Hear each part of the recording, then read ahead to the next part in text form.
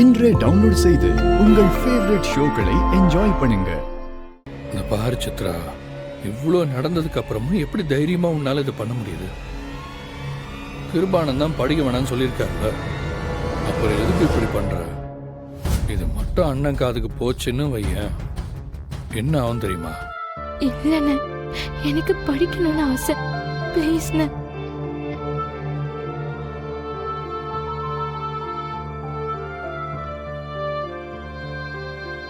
எல்லாத்துக்கும் காரணம் இவ தானே. உங்களுக்கு இதே வேலையா போச்சு. ஏற்கனவே நம்ம வீட்டில் இவ்வளோ பிரச்சனைக்கும் காரணம் நீ காலேஜுக்கு போகணும்னு ஆசைப்பட்டதுதான். இது பாரு, இனிமே அந்த மாதிரிலாம் நடக்கவே கூடாது. அதனால நீ காலேஜுக்கு போற எண்ணத்தோட மறந்துடு. இது பாரு, இன்னொரு தடவை சித்ரா விஷயத்துல மூக்க நுழைச்ச அப்புறம் அண்ணனுங்க கிட்ட மாட்டி சின்ன அண்ணம் ஆயிடுவேன். என்னால ஒன்றும் பண்ண முடியாது.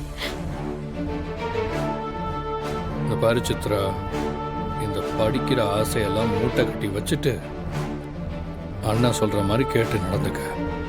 அதான் எல்லாருக்குமே நல்லது. புரியுதா?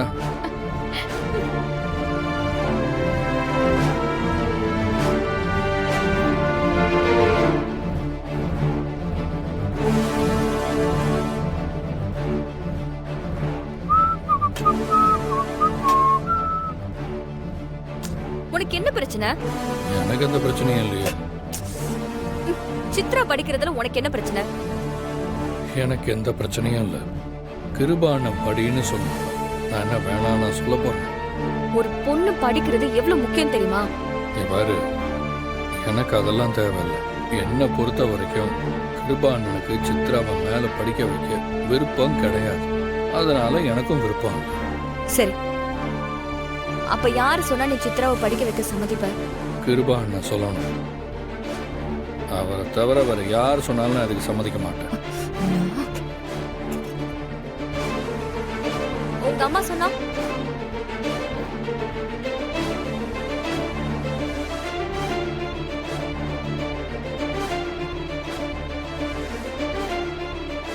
ஏய்,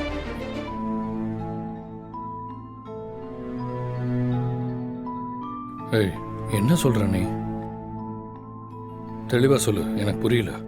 நான் உங்க அம்மாவை பத்தி விசாரிக்க போனப்போ எனக்கு உங்க அம்மாவோட போட்டோ மட்டும் கிடைக்கல. அவங்கள பத்தின சில விஷயங்களையும் நான் தெரிஞ்சுக்கிட்டேன்.